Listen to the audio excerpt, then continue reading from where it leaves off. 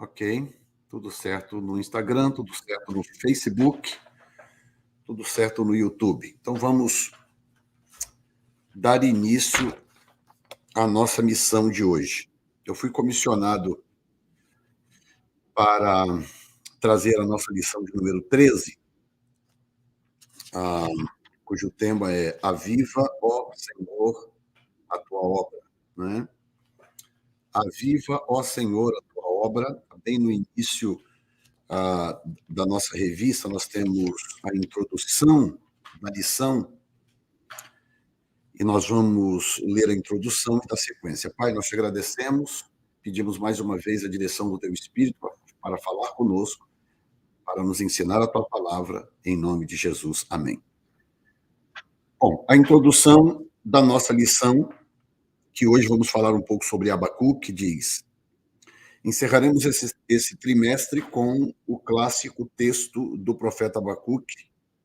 Nele, o avivamento indispensável à Igreja do Senhor Jesus está revelado.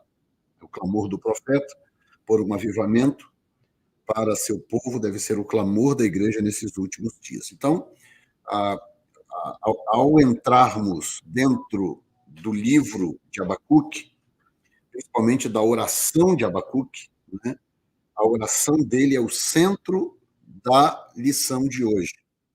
E, para quem não sabe, Abacuque foi um profeta que ministrou no Reino do Sul, o Reino de Judá, e que foi usado por Deus para clamar por misericórdia, para profetizar e chamar o povo ao arrependimento e para restauração, para que o povo não caísse no juízo divino, né? Na verdade, todos os profetas que a gente conhece na Bíblia, basicamente o papel deles no Velho Testamento era tentar poupar o povo do juízo que inevitavelmente viria se não houvesse arrependimento da parte do povo de Deus. E Abacuque não é diferente, né? A peculiaridade de Abacuque é exatamente a sua oração. Nós vamos falar um pouco mais à frente sobre isso, e vocês verão que há algo realmente de muito especial na oração de Abacuque, né? Então, continuando com a nossa introdução, nós temos aqui as forças do mal tentarão pará-la, mas não prevalecerão, porque Jesus é o dono da igreja. Então, o autor da revista mostra claramente que a nossa função profética, a função da igreja, do povo de Deus, dos servos de Deus, de orar pela igreja, de ministrar a igreja, chamar o povo ao arrependimento. Eu quero que vocês lembrem sempre que, no meio da multidão, Deus sempre separa alguns com um senso maior de responsabilidade, com um temor mais apurado e com um desejo mais intenso de fazer a vontade de Deus, de cumprir com o seu propósito e ser uma espécie de canal, de ponte. Né? Ontem, na mensagem passada, melhor dizendo, eu falei sobre Israel ser uma ponte, né? Uma ponte que permite os gentios terem acesso ao Messias. Essa é a nossa função também, a função da igreja e a função principalmente daqueles que são levantados por uma missão bem específica na igreja para servir como uma espécie de ponte para que as pessoas consigam sair do lugar onde estão, da situação em que estão, para o lugar onde Deus quer que elas estejam. Isso é muito, muito, muito importante. Então, dando sequência, nós temos o clamor pelo avivamento. Abacuque sofreu, deixa eu mover aqui um pouquinho para vocês acompanharem, é importante. Abacuque sofreu diante da iniquidade avassaladora de Judá. E isso é uma característica interessante do profeta, ele sofre. E quando eu digo profeta, eu não estou falando só de pessoas que estão livres, né? Lembrando que a palavra profeta, ela é, antes de qualquer coisa, sinônimo de intercessor. Né? Os maiores intercessores da Bíblia Sagrada eram os profetas. Então, a primeira característica do profeta é a sua capacidade de intercessão, a sua sensibilidade espiritual para interceder pelo povo, para que Deus pudesse realizar o seu propósito e a sua vontade. E era isso que Abacuque também estava fazendo. Né? Deixa eu voltar um pouco aqui em cima. Então, diz que, como mensageiro de Deus, o que podia fazer era clamar ao Senhor de todo o coração, e, além disso, o que mais angustiava o profeta era o fato de perceber que Deus aparentemente não havia agido prontamente contra a corrupção espiritual e moral do seu povo. E isso é importante dizer. Isso é um engano, tá? Quando a gente tem a sensação de que parece que Deus não está se importando, porque da nossa perspectiva, quando a gente olha para o mundo de hoje, a igreja lutando, pelejando, as igrejas sinceras, honestas, lutando, pelejando para serem fiéis, sofrendo diante da corrupção da sociedade, sofrendo diante da corrupção de outras igrejas, da fé de muitos. E a gente começa a clamar, Senhor, faz alguma coisa, traz um avivamento, renova a tua igreja. Parece que Deus não responde, o fato de nós vivermos em dimensões muito diferentes, a dimensão divina é muito diferente da dimensão física, principalmente depois da queda. Então, o que acontece? A gente não, normalmente, não é que Deus não faz ou não possa fazer, que normalmente Deus responde através de um processo de alinhamento de acontecimentos. Sendo assim, dá aquela sensação de que Deus está alinhando o próximo acontecimento, fica aquela sensação errônea de que Deus não vai agir, de que Deus não está fazendo absolutamente nada. É como se o mundo tivesse a deriva, à mercê do que quer que seja, ao sabor da pecaminosidade humana ou ao sabor da malignidade de Satanás. Mas isso é um ledo engano. Tá? O Senhor Deus não está alheio à condição humana, ele não está alheio à condição da igreja e ele não está absolutamente alheio à intercessão do seu povo. O que nós precisamos é entender o mecanismo preferido de Deus para responder. Deus trabalha através de alinhamentos. À medida que nós estamos orando, chorando, sofrendo, pedindo a Deus, Deus começa a trabalhar nos bastidores. Lembrando que ele precisa da nossa oração, da nossa intercessão, para que ele possa agir legalmente no planeta Terra, que ele deu para a raça humana. Por isso que a intercessão, a oração é muito importante, para que ele possa agir de acordo com aquilo que nós estamos desejando que ele faça, que, na verdade, é o que o Espírito Santo põe no nosso coração para a gente orar e interceder. Tá? Então, não passa de uma aparente indiferença, né? Que é exatamente o que diz o ponto seguinte. O ponto 2, a aparente indiferença de Deus. Bom? Ok? Então vamos falar sobre a aparente indiferença de Deus. Ok? A aparente indiferença de Deus. Muito bem, deixa eu colocar aqui. Ok, isso. A aparente indiferença de Deus. Então, nós temos aqui. Não há indiferença de Deus à impiedade do homem. Na verdade, por causa da sua misericórdia e longanimidade para com os transgressores, ele não age com juízo agora. Então, olha isso, que coisa impressionante. É até estranho o que eu vou dizer, mas às vezes a longanimidade de. Vou colocar de outra forma. A nossa incapacidade de entender a longanimidade de Deus pode fazer com que a longanimidade de Deus se volte contra nós. Porque, como Deus é extremamente misericordioso e um Deus cheio de amor, e que tem como objetivo salvar o máximo de gente possível, o que acontece? O ânimo dele é longo, a capacidade de Deus esperar é muito longa. Então, quando nós achamos que é hora de juízo, Deus diz: não, eu vou esperar um pouco mais. Quando a gente quer que Deus entre socando todo mundo, ele diz: não, eu vou esperar um pouco mais. Pode ser que eles se arrependam, pode ser que os pregadores preguem com mais verdade, com mais veracidade. Deus sempre espera um pouco mais por causa da sua longanimidade. Mas o que, que acontece se nós interpretarmos erradamente a longanimidade de Deus como se fosse indiferença, como se Deus não se importasse? A gente começa a blasfemar, a gente começa a falar o que não deve, a gente murmura, a gente peca, porque o fato de Deus estar demorando a fazer aquilo que a gente acha que ele deve fazer, entendeu?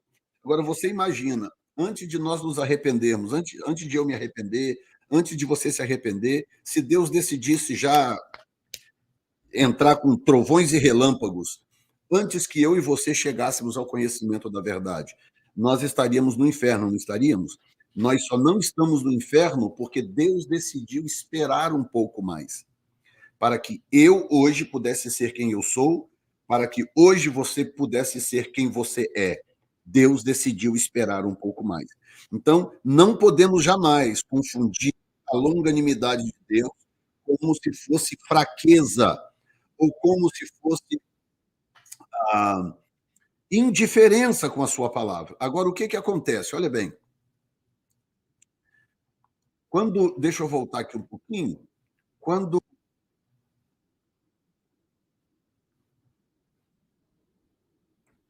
Mas, infelizmente, a maioria dá as costas para Deus. Entretanto, haverá um dia em que ele responderá a todos que desprezam sua palavra.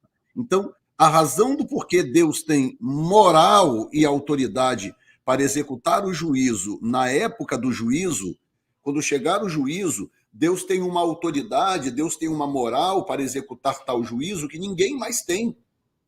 Ninguém mais tem. É por isso que o juízo de Deus vai ser incontestável. No dia do grande trono branco, que é o dia do juízo mesmo, para declarar salvação e perdição eterna, nesse dia ninguém vai poder chegar e falar: Senhor, mas isso é injusto. Por que, que o Senhor está sendo tão rigoroso? Por que, que o Senhor está sendo tão severo? Ninguém vai poder dizer, porque todo mundo saberá. Quando nós saímos do corpo, nós temos um conhecimento extraordinário que a gente não consegue ter aqui nesse corpo por conta do limite do nosso cérebro. Mas eu garanto para você, todas as pessoas que morreram sem Cristo e que estão em sofrimento, elas sabem que estão lá porque merecem, elas sabem que elas não merecem outra coisa a não ser aquilo, porque quando nós saímos do corpo, nós temos uma dimensão de conhecimento que chega a ser uma coisa absurda. Então, a longanimidade de Deus, o fato de Deus esperar, até o último esticamento da corda, isso dá a ele uma autoridade única para executar o juízo à medida da necessidade, o juízo que ele precisa executar para que a, a, a sua criatura seja inexcusável, não tenha desculpa nenhuma a respeito do que Deus decidiu fazer. No ponto 3, diz que a resposta pronta de Deus a Abacuque, né? A resposta de Deus veio de forma bem diferente daquilo que o profeta esperava. Ele, o soberano, resolveu convocar os caldeus e os babilônios para contrapor-se aos pecados e iniquidades de Judá. E aqui nós aprendemos um outro princípio espiritual. Está vendo como que eu te digo que o método prioritário de Deus trabalhar é através de alinhamento? Olha bem, imagina que Judá está em pecado, traindo a Deus, praticando idolatria, fazendo coisas abomináveis, e os profetas estão lá, falando, e Deus esperando, e manda outro profeta, e agora manda Abacuque, agora manda Jeremias, e agora manda o fulano. E as pessoas resistindo. Aí o que, que acontece? Deus começa a trabalhar nos bastidores para, para desbaratar aquilo.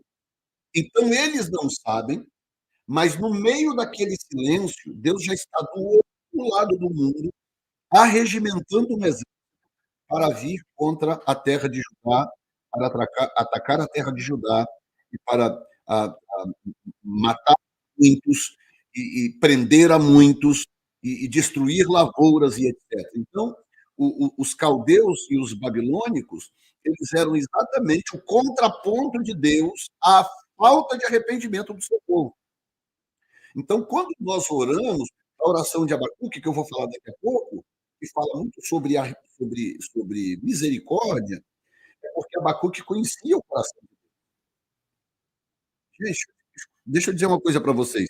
Se Deus fosse agir com justiça absoluta toda vez que nós erramos, que nós falhamos, nós deixamos de cumprir a sua vontade, eu digo para vocês que nenhum de nós conectado aqui nessa live estaria de pé no dia de hoje. Não haveria uma única pessoa de pé nessa live aqui, ninguém se ele executasse juízo no momento em que nós merecêssemos.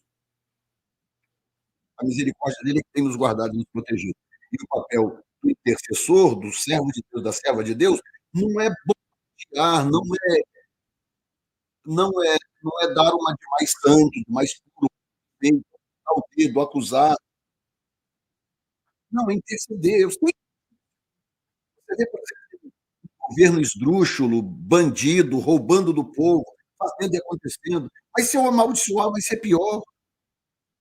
Se eu não tiver coragem de pedir a Deus misericórdia, quando eu peço misericórdia, eu não estou pedindo misericórdia não é nem pelo indivíduo que está corrompido e que provavelmente jamais vai voltar atrás dos seus pecados. Eu estou pedindo misericórdia, na verdade, porque atrás daquele indivíduo costuma ter centenas, milhares, às vezes milhões de pessoas. Quando se trata de um presidente da República, de um rei, de um governante, atrás daquela pessoa tem milhões de pessoas. Quando Deus executa um juízo em cima de um governante, quando Deus executa um juízo em cima de uma nação, ou quando Deus executa juízo em cima da igreja, o sofrimento é muito grande para muita gente. Entendeu? Por isso que o, a misericórdia de Deus para nós é um presente do céu. Como nós precisamos da misericórdia de Deus? Nós precisamos da misericórdia de Deus. Não é opcional, é uma necessidade que nós temos. E continuando aqui, ah, no ponto. Deixa eu passar aqui um minutinho só. Nós estamos ainda no ponto 1. Deixa eu voltar um pouquinho, acho que eu subi demais, espera aí. A resposta pronta de Deus, nesse mesmo parágrafo da resposta pronta de Deus, Deus diz algo lá embaixo que eu quero que você veja comigo aqui. Deixa eu voltar aqui, peraí. Ok, porque eu estou lidando com 2 computadores, por isso que às vezes está dando essa atrapalhadazinha, tá? Então, olha bem, no ponto 3 aqui no rodapé, há algo interessante, né? Deus mandou o profeta escrever a visão de maneira bem legível para que pudesse ser vista até por quem passasse correndo. Até engraçado que quando eu li isso aqui, eu pensei comigo, olha, quem inventou o outdoor foi Deus, né? Deus, Abacuque, através do Senhor, né? Que inventou o outdoor. Deus falou, escreve isso, escreve de tal forma que qualquer um que passar, até correndo, vai conseguir enxergar. Agora, escute o que veio ao meu coração. Deus diz, escreve a visão. Escreve, porque eu quero que todo mundo veja. A igreja, o fato da igreja não ter uma visão clara, definida, o fato do povo de Deus não saber muito bem o que quer, não saber muito bem o que Deus quer, isso também atrapalha a sociedade a ouvir uma mensagem clara e cristalina. As igrejas estão muito divididas, são denominações diversas, cada uma falando uma coisa diferente da outra, o que requer que a gente se volte para a palavra. A razão do porquê a New Time Church é tão apegada às Escrituras é porque eu, Jefferson Neto, sou apegado às Escrituras. Entendeu? Eu sou apegado às Escrituras. Então, a igreja que eu pastorei também tem que ser apegada às Escrituras. Os cultos, nós damos uma ênfase muito grande ao ensino, à pregação da palavra. Começamos agora, na virada do ano, um calendário de leitura bíblica, com 200 e tantas pessoas conectadas, lendo a Bíblia conosco todo dia, e até o final do ano nós vamos ler a Bíblia toda.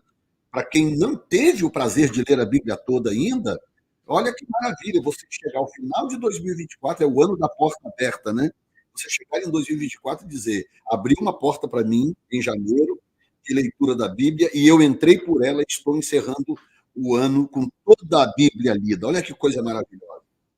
Mas por que isso é importante? Porque a única forma de trazer os profetas, que agora eu me refiro como igreja do Senhor, trazer o povo de Deus de volta para uma visão clara, cristalina de quem é Deus, o que está no coração de Deus, o que Deus pretende fazer nos próximos anos, por exemplo.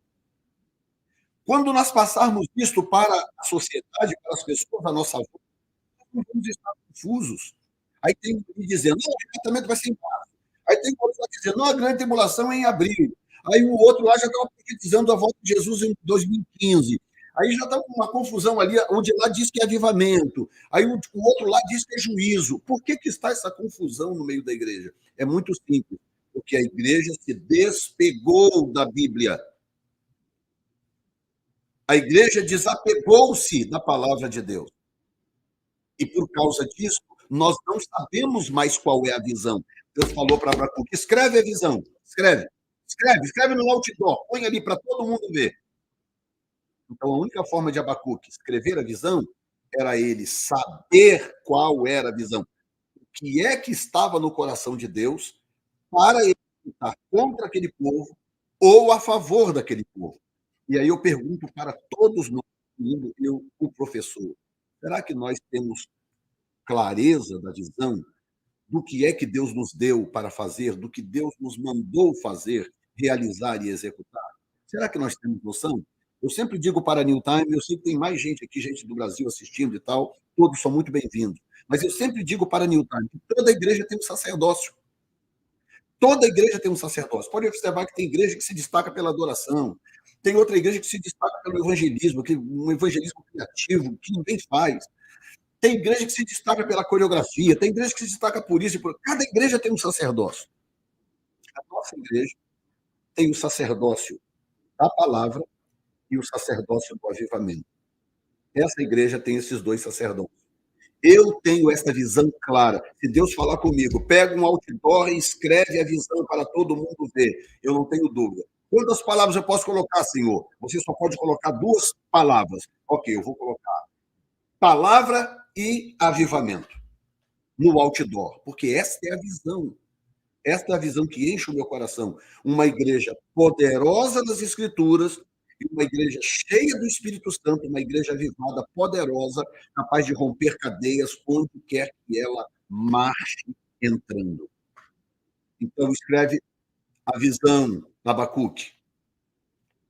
E aí, inevitavelmente, acontece a próxima, o próximo ponto, que é o capítulo 2. Nós terminamos o capítulo 1, agora o capítulo 2. Que diz, o número 1, ouvir a palavra de Deus. Então, na oração de Abacuque, né, ele fala, Senhor, ouvi a tua palavra, né? Em sua oração, ele diz, ouvi a tua palavra. Ele ouviu a palavra de Deus, a resposta dele quanto ao objeto da sua oração, Deus falou e ouviu atentamente. Mas isso é meio óbvio, né? Isso não é meio óbvio, e eu vou dizer para você, até que parece ser óbvio, mas infelizmente não é tão óbvio assim. Porque para as pessoas ouvirem a palavra que o Senhor diz, qual é a vontade de Deus para aquela geração, ou até mesmo, deixa eu abrir aqui, qual é a vontade de Deus para a sua vida? Porque nós não podemos esquecer que existe uma vontade de Deus para a congregação, claro, mas existe a vontade de Deus para o indivíduo. E aí eu pergunto para você, quantos que estão assistindo aqui, um pouco mais de 200 pessoas com as redes sociais, quantos dos que estão ouvindo aqui que saberiam responder qual é a vontade de Deus pessoal para a sua vida? Ele está treinando você para chegar aonde? Você sabia que as pessoas não conseguem nem esperar o treinamento de Deus? Elas não conseguem nem esperar que Deus complete o processo de discipulado, de treinamento. e são apressadas, querem correr e quer que tudo aconteça, sabe, rapidamente, de uma hora para outra. Deus está fazendo na minha vida agora, nesse tempo agora, estou com 59 anos, Deus está fazendo na minha vida de uns anos para cá, coisa que ele me prometeu quando eu tinha 8 anos de idade. Você já pensou que Deus falou comigo aos 8 anos de idade, aí com 9, 10, se eu já tivesse apressado para Deus cumprir aquilo? Depois ele voltou a repetir certas coisas, eu tinha uns 15 mais ou menos, e por fim ele falou comigo de novo sobre as coisas que ele faria na minha vida, já pastoreando em Colatina. Eu estava lá com os meus 20 e poucos anos de idade, quando Deus falou coisas que só viriam a se cumprir depois, anos e anos depois. Quando eu olho para trás hoje e eu vejo o discipulado que ele me fez passar, como que ele tratou comigo, como que ele me corrigiu, como que ele me orientou, como que ele me disciplinou, eu vejo que eu não teria condições ou de fazer o que estou fazendo se não fosse por esse discipulado que eu passei. Então, qual é a vontade de Deus para a sua vida? Você sabe por que algumas pessoas não procuram? Elas traem seus líderes, dividem igrejas, bate cabeça, sai de um lugar e vai para o outro sem Deus ter mandado. Aí, anos depois, descobre que errou, não dá para recuperar o tempo perdido. Você sabe por que isso acontece? É pelo fato de que as pessoas não sabem qual é o plano de Deus para a vida delas. E por que elas não sabem? Porque elas nunca completam o tempo do discipulado. Você lê o livro de Abacuque, cuidadosamente, você vai ver o processo pelo qual Abacuque passou, onde Deus tratava com ele, Deus tratava, porque ele era parte do povo. E Deus tratou até ele chegar no capítulo 3, onde eles no capítulo 2, capítulo 3, versículo 1, melhor dizendo, onde ele começa a ouvir a voz de Deus, fala: "Ok, Senhor, ouvi, Senhor, ouvi a tua palavra", que agora estava tão claro para ele, a ponto dele poder escrever no outdoor. Ele passou por um longo processo de discipulado para chegar a esse ponto. Você está disposto a aproveitar a porta gloriosa que se abriu em 2024, o ano do Dalet, para que Deus possa aprofundar o discipulado que ele tem para a sua vida, porque o plano de Deus para você amanhã é grande demais. Ele não pode permitir que você chegue na execução do plano com as pontas e as arestas que você ainda tem hoje, ou que nós ainda temos hoje.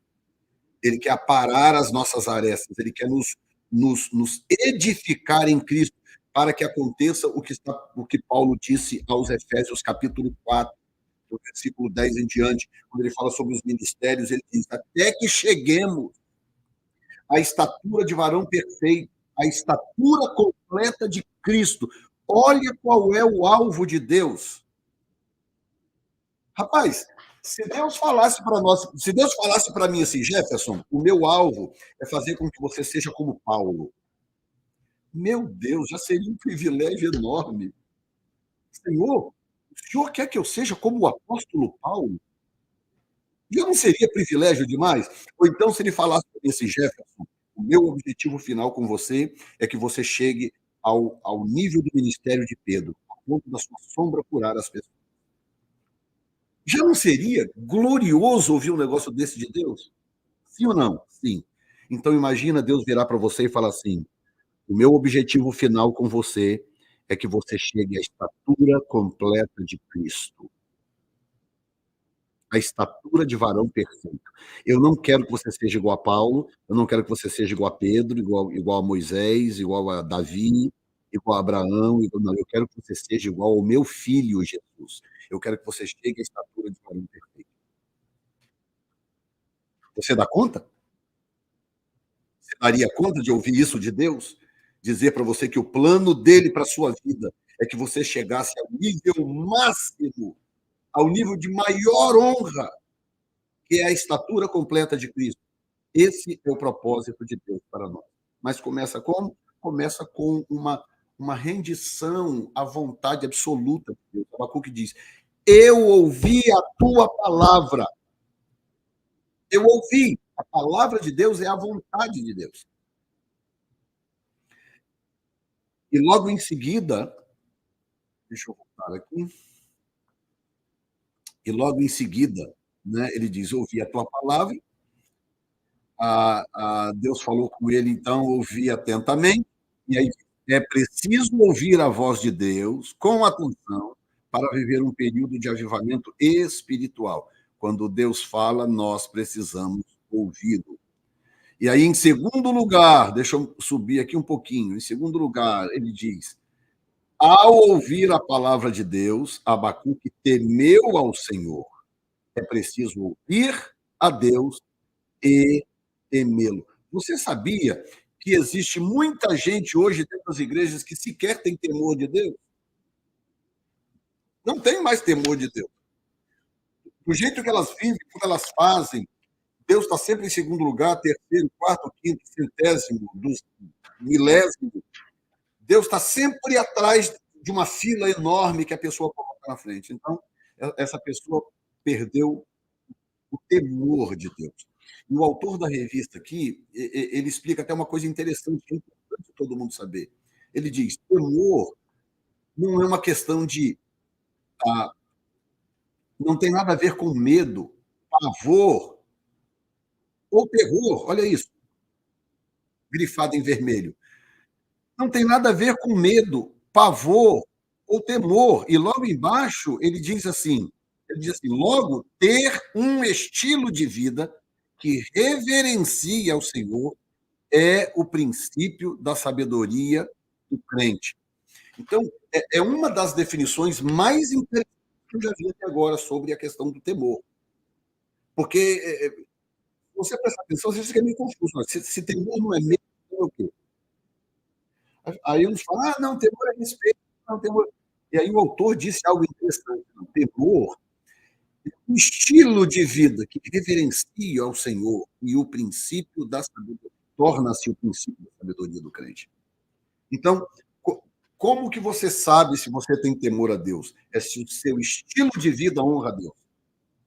Não é quando você chega diante de Deus em oração e fala, Senhor, eu tenho temor de ti, meu Deus. E aí, no dia seguinte, a forma como você vive o seu dia, o estilo de vida que você vive naquela semana, naquele mês, não condiz com aquela oração. Então, o que o autor está dizendo, de novo, eu volto para a história do alinhamento. Se Deus ama se comunicar por alinhamento, imagina qual é a forma preferencial que Deus tem para que eu me comunique com Ele. Qual é a forma preferencial de Deus para que eu me comunique com Ele? Também é através de alinhamento. Eu devo orar a oração convencional?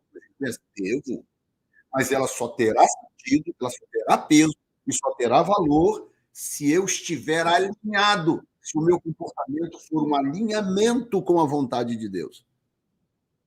Então, da mesma forma que quando eu falo, eu não ouço uma resposta audível de Deus respondendo em 99,9% dos casos, uma oração, um clamor, e quando eu termino, não tem uma voz falando comigo no áudio da casa, na atmosfera, não tem. Ok, como que a resposta virá? A resposta virá com Deus alinhando as coisas para que elas aconteçam de acordo com a necessidade, com a minha oração ou com o propósito dele na minha vida. Então, quando Deus fala conosco, quando eu abro a Bíblia, como está todo mundo agora lendo a Bíblia, leio a Bíblia que está escrito na palavra de Deus. Ok, Deus falando comigo, ok. Deus está vendo o que eu estou lendo, portanto, ele está vendo, eu estou ouvindo ele falar comigo. Ok, como que ele espera que eu responda? Como? Ele espera que eu responda com alinhamento. O meu comportamento seja condizente com aquilo que eu estou lendo, com aquilo que eu estou dizendo que eu creio, com aquilo que eu digo que eu tenho temor de Deus, o estilo de vida precisa responder à altura para que Deus não se envergonhe de mim, de hoje eu estar dizendo uma coisa aqui diante de todo mundo e amanhã estar vivendo de uma forma completamente diferente. Tá certo? O ponto 3 do capítulo 2 diz que o clamor pelo avivamento, Abacuque roga a Deus que avive a sua obra. Ouvi, Senhor, a tua palavra e temi. Aviva, ó Senhor, a tua obra no meio dos anos, no meio dos anos a notifica. E na ira, lembra-te da misericórdia. Então, logo embaixo nós temos a frase grifada aí. Ele clamou ele ouviu sua palavra com temor, clamou a Deus por avivamento. Sendo assim, avivamento precisa ser pedido. Mesmo que você diga assim, mas apóstolo, Deus já não prometeu o avivamento não é uma promessa de Deus, já não tem rumores de avivamento? Tem, mas você quer que aquilo acelere, você quer uma aceleração divina em relação à promessa dele? Ah, eu quero, apóstolo, então você precisa orar, você precisa orar, você precisa clamar, Senhor, por favor, traz um avivamento. E agora eu estou falando aqui com a New Time Church, principalmente, a New Time Church. Não adianta eu só falar de avivamento, eu orar por avivamento, pregar avivamento, clamar a Deus por avivamento. A igreja precisa clamar por avivamento. A igreja, quando cada um colocar o seu joelho no chão, clamar, ou estivermos em culto na igreja, ou nos grupos pequenos, grupos café, ou seja lá quando for, o coração da igreja deve ser um clamor por avivamento. Senhor, Senhor, aviva a tua obra. Aviva, Senhor, a tua obra. Traz um avivamento sobre a tua obra. E quando eu digo a obra, eu tenho que me colocar em primeiro lugar. Tá? Começa por mim. Tá? Eu não posso esperar que o outro seja primeiro. Tem que ser sempre eu primeiro. Amém? Alguém falando do som, mas já tentamos aqui, não tem jeito, tá, gente? Vai ser do jeito que está mesmo. Muito bem. Então, olha bem. O profeta fez 3 pedidos a Deus em favor da restauração espiritual do seu povo. Número 1, ele pediu o avivamento para a sua obra, ele pediu para que Deus notificasse a sua obra, e ele pediu para que Deus lembrasse da misericórdia na sua ira. Então, como você pode ver, são 3 coisas simples, não são? São 3 coisas simples. Todo mundo pode fazer esse tipo de oração? Claro que pode. É uma oração que está ao alcance de absolutamente todo mundo. E entrando no capítulo número 3 agora, capítulo número 3,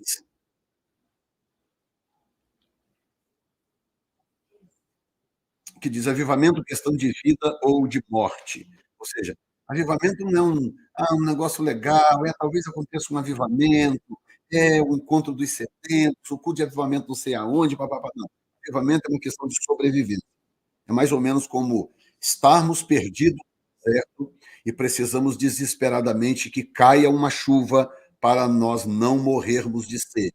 É mais ou menos isso. Então, além de clamar por avivamento, Abacuque clamou pela misericórdia do Senhor, diante das terríveis consequências do juízo divino sobre a nação impenitente. Era uma questão de vida ou morte. Por isso ele explicou: na ira, lembra-te da misericórdia. Então, Deus é misericordioso? Sim. Uma das pessoas que experimentou isso foi Davi. Davi sabia, Davi conhecia muito bem a misericórdia do Senhor. Quando o dia que o profeta veio a ele, falou para Davi: Davi, você pecou contra Deus. Davi mandou numerar o exército, Deus não queria, por alguma razão, Deus não queria aquilo. E Davi mandou fazer assim mesmo. E aí começou a vir uma praga, destruir o povo, matar o povo. E aí veio o profeta e falou: Davi, e aí, o que você acha? Olha, você pecou contra Deus e Deus está aborrecido com você, isso, isso, isso. Você tem 3 opções. Sei lá, 3 opções para ele, que eu não lembro de cabeça agora, mas uma delas era ou cair nas mãos dos homens, dos teus inimigos, ou cair nas mãos de Deus. O que você prefere? Você prefere cair na mão de Deus ou na mão de Deus? Aí Davi falou assim: não, eu prefiro cair na mão de Deus. Sabe por quê? Porque ele é rico em misericórdia. Ninguém conhecia a misericórdia de Deus mais do que Davi, principalmente considerando de onde Deus o tirou, quem era Davi e quem se tornou Davi, homem segundo o coração de Deus, o rei que deu a linhagem, que encabeça a linhagem do Messias. Olha que coisa maravilhosa.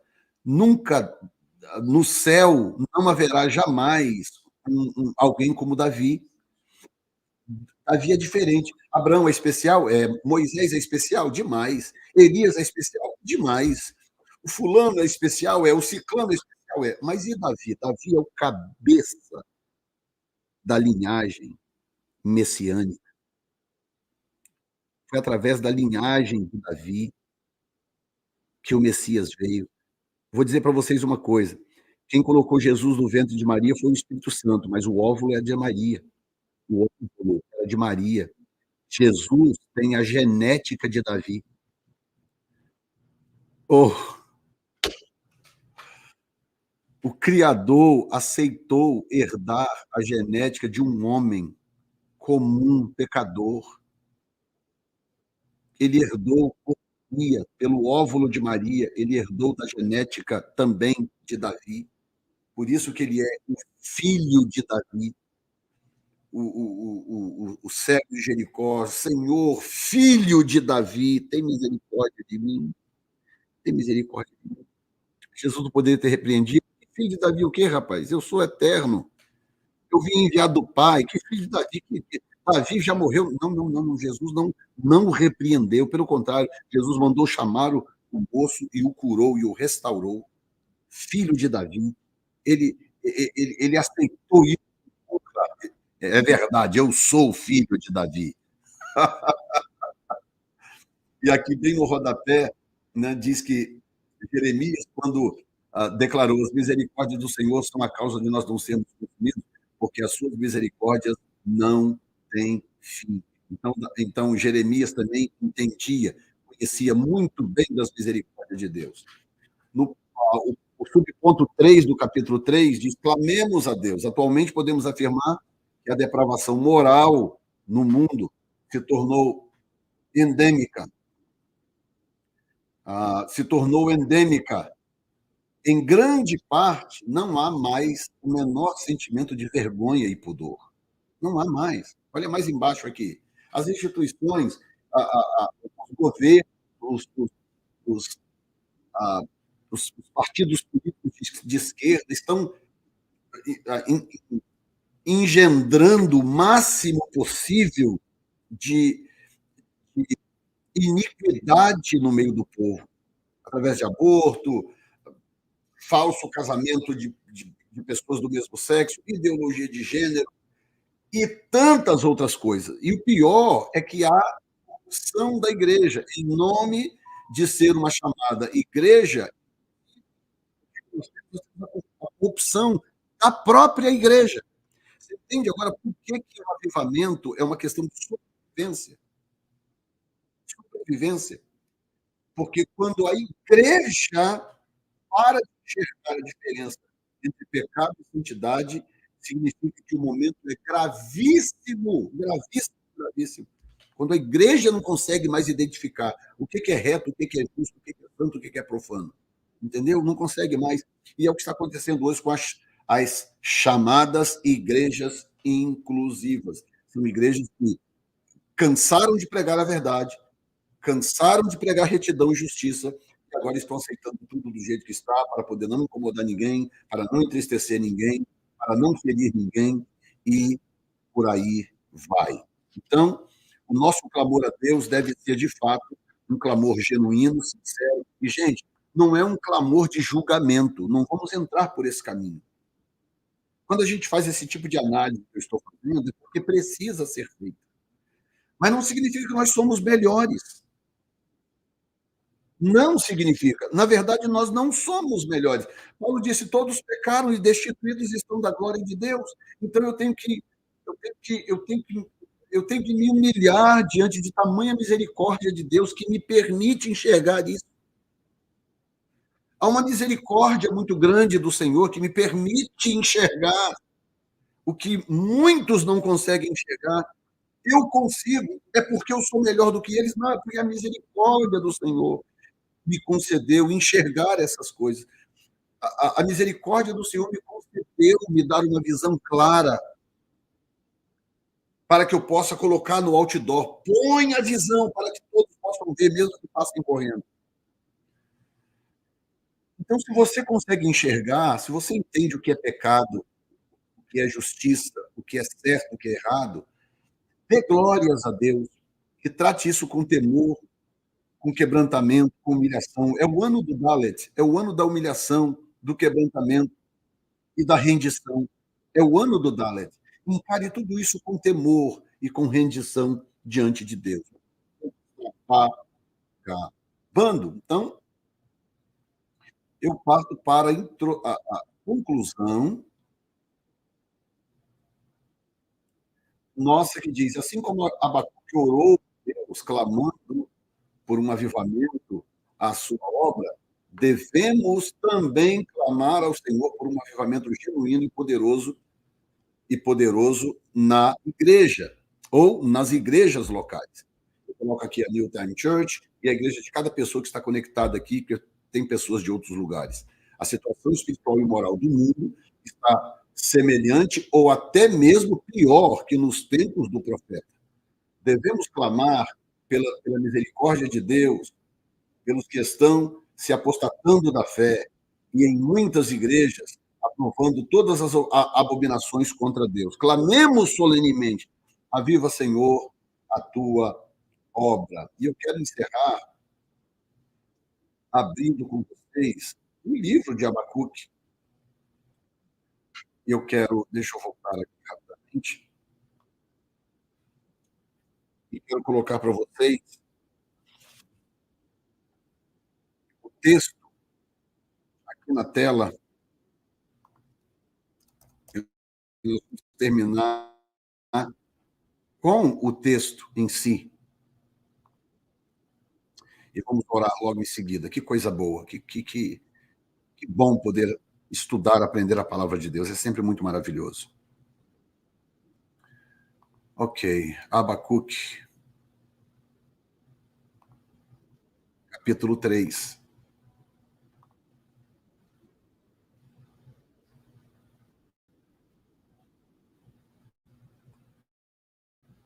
Aí, eu quero colocar para vocês aqui, só um minuto.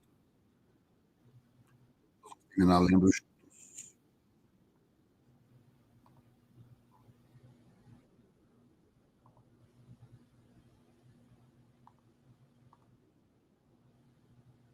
Aqui está. Muito bem. Aqui está. Ouvi, Senhor, a tua palavra e temi. Aviva, ó Senhor, a tua obra no meio dos anos, e no meio dos anos a notifica. Na ira, lembra-te da misericórdia. Deus veio de Temã e o santo do monte de Parã. A sua glória cobriu os céus e a terra encheu-se do seu louvor. Olha que visão maravilhosa para escrever no outdoor. E o seu resplendor era como a luz, raios brilhantes saíam da sua mão, e ali estava o esconderijo da sua força. Diante dele ia a peste, raios de fogo sob os seus pés. Agora, olha isso, né? Vamos encerrar com essa parte. Parou e mediu a terra, olhou e separou as nações, e os montes perpétuos foram esmiuçados, os outeiros eternos se encurvaram, o andar eterno é seu. Ou seja, Deus tem uma régua de medir, ele está medindo a terra.